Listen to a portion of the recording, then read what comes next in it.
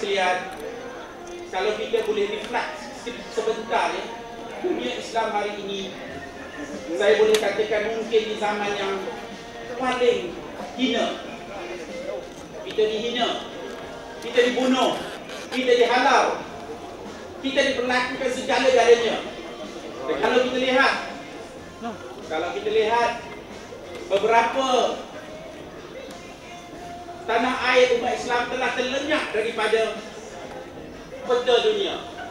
Kita lihat apa terjadi kepada kerajaan Melayu Campa. Apa terjadi? Ada lagi kah peta itu? Lenyap di peta dunia. Kita lihat Palestin, daripada satu negara sehingga tinggal tak silap saya hanya 20% sekarang ini. Dan sebenarnya perkara ini boleh terjadi di sini sebenarnya, tuan-tuan dan puan-puan sekalian, saudara-saudara kita sekalian, pandanglah, lihatlah diri kita di sini, tak payah tengok lain sebenarnya. Sebenarnya kita tidak payah tengok di tempat lain, tengok di tempat kita sendiri. Umat Islam pun tidak dihormati sebenarnya. Kita umat Islam tidak dihormati. Di negara kita sendiri pun kita lemah.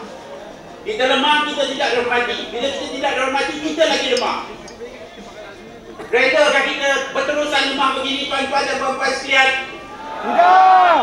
Redakah kita dihina seperti ini? Tidak.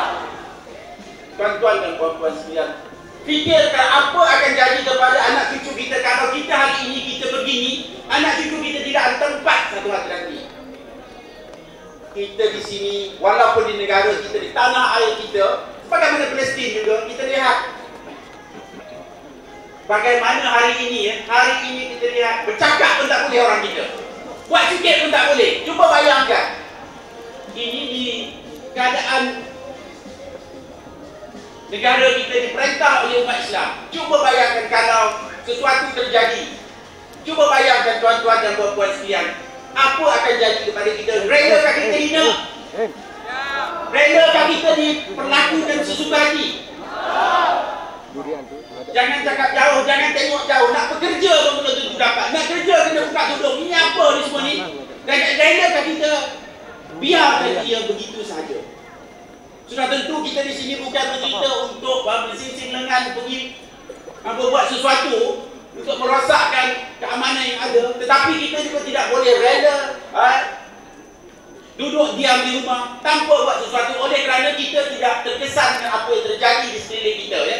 Kita okey, jadi tak payah buat apa-apa. Kita mempunyai sumber keuangan, kita tidak kisah. Kita mempunyai pangkat, kita tidak kisah. Tapi masa lihat anak-anak kita di luar sana. Kalau ikutkan nanti memang kita nak turun padang ya. Tapi mungkin kita tidak mempunyai upayaan itu. Tetapi hari ini saya menyeru saudara-saudari sekalian ya, kita ada sesuatu yang kita ada di tangan kita, yang kita boleh tunjukkan kekuatan kita. Selagi umat Islam bersatu untuk kebenaran, untuk keadilan, kita boleh buat sesuatu. Jadi hari ini, di sempena bulan kemarahan ini, bulan kemarahan ummah ini, tunjukkan sesuatu kepada mereka di luar sana yang kita boleh buat sesuatu. Kita boleh lakukan sesuatu sehingga target kita boleh lumpuh. Dan hari ini, kalau kita lihat yang kita boleh mengucapkan alhamdulillah terhadap apa kempen yang dijalankan terhadap boykot hari ini, kita lihat sebagai pengguna ia telah memberi kesan. Kita tengok apa jadi pada McDonald. Kosong. Kita teruskan. Bukan saja McDonald, Coca-Cola, Starbucks, Colgate. Perlukah kita menggunakan gigi Colgate, saya nak tanya? Tidak. Perlukah kita minum di Starbucks? Tidak. Cuba bayangkan betapa hinanya kita. Syarikat-syarikat seperti ini sudahlah membunuh umat Islam, tapi ada sisi halal. Cuba fikirkan, siapa yang bagi sisi halal?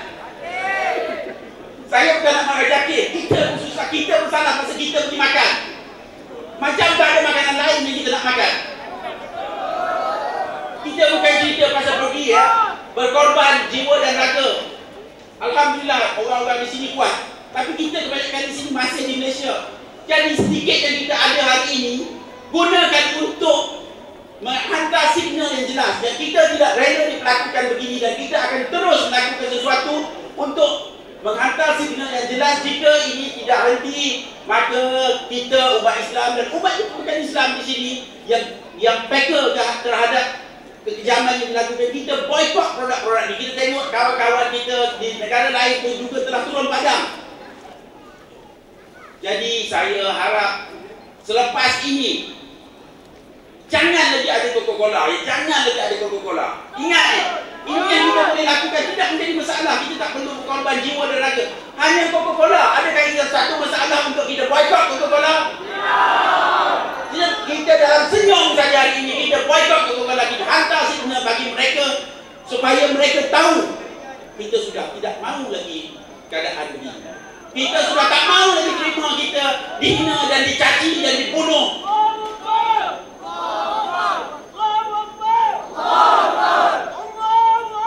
Allahu Akbar.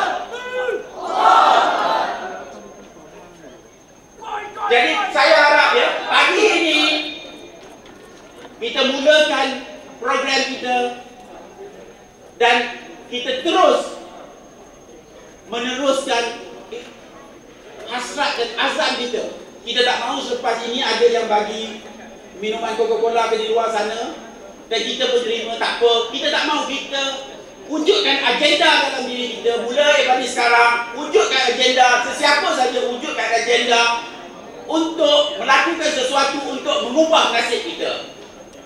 Lakukan sesuatu untuk mengubah nasib kita. Ingat, apa yang kita makan, apa yang kita beli, kita ubah nasib kita. Kita tak mahu lagi duit kita digunakan untuk membunuh kita. Ingat tuan-tuan dan puan-puan sekalian, bukan setakat membunuh kita, membunuh saudara mara kita, ataupun apa yang kita lakukan boleh merosakkan kemakmuran kita.